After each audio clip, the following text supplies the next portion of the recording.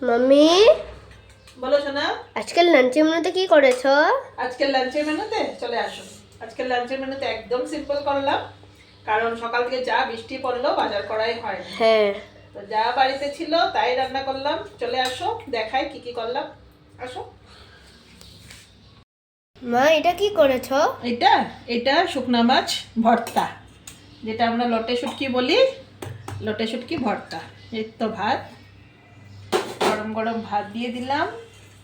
আর এটাও একটা শুকনা মাছেরই আইটেম।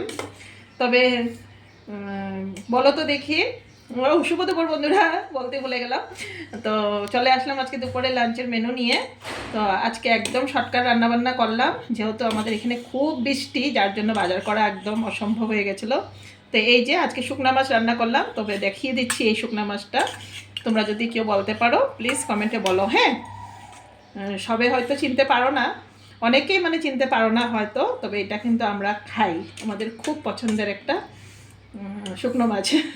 তো চলো, এটা বানিয়েছি ভাত করলা আর আলু দিয়ে।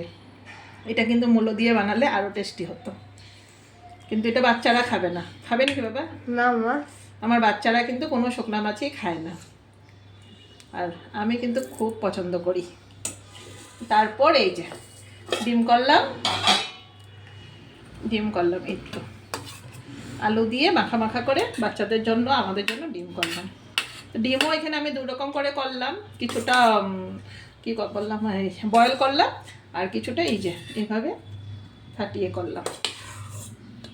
আলু ডিমের তরকারি, বাস আজকে এইটুকুই রান্না। আর এই যে সোমবারের এক পিস মাছ ছিল, যেহেতু কালকে মঙ্গলবার, মাছটা আর বাইর করিনি, তবে এখন আমি এটা খেয়ে নেব। বাস আজকে দুপুরে আমার এই রান্না বান্না। তো চলো একবার দেখিয়ে দিই বাবা। হ্যাঁ মা। এই যে এখানে তো আছে গরম গরম ভাত, সাথে একটা লেবু দিয়ে দিলাম, আর শুকনো মাছ ভর্তা। এটা পুরনো মাছের তরকারি, এক পিসই মাছ আছে। শুকনো মাছ করলাম আলু ভাত করলা দিয়ে, আর দিয়ে করলাম ডিম কষা আলু দিয়ে। বাস আজকে দুপুরে আমাদের এই রান্না বান্না। তোমাদের কেমন লাগলো আমাকে কমেন্টে বলে দিও।